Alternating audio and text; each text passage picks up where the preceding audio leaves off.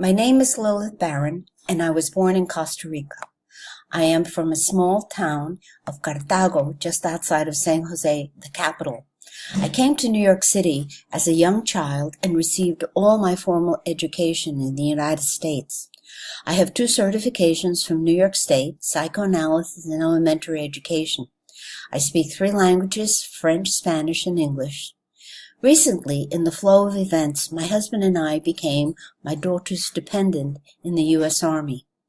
She's a labor and delivery Army nurse at Fort Wainwright. We were transferred from San Antonio, Texas to Fairbanks, Alaska last summer, and we will be stationed here for the next 3 years. Soon after our arrival, I started to substitute as an elementary school teacher in the different schools around the area. I learned that I needed to take 2 courses to become an Alaskan State certified teacher, and this is one of the courses required. Since my arrival, I have had many questions about the indigenous cultures. As a student in this class, I will now have a chance to receive answers. I have become fascinated with the Eskimo people's culture and their art. Each time there was a street fair or a celebration in Fairbanks, I would see the natives gather in the town square to sit, talk, and dance. I became curious and wondered what they were saying in their native language and what they were singing about. When I visited the museum and saw the Eskimo exhibits, I wanted to learn more about what they represented. I learned quickly that there are several tribes. But who are they and where do they live? How do they thrive? What did the different animals they carved mean?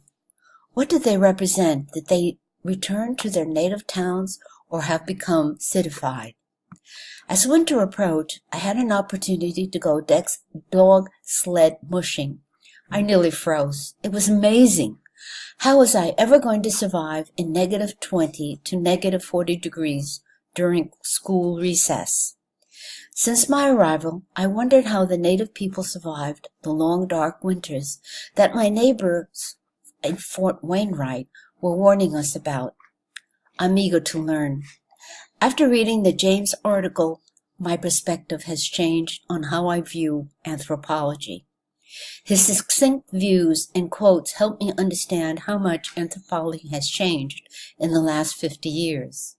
A change from narcissistic romantic Indiana Jones, where the stereotypes creates an adventurous dig, to an interrelationship of sophisticated contractual anthropologists who protect the indigenous people and their heritage.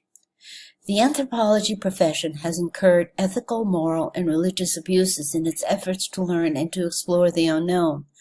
This concept was enlightening, and I'm eager to see how the Alaskan anthropological story unfolds. Thank you for listening.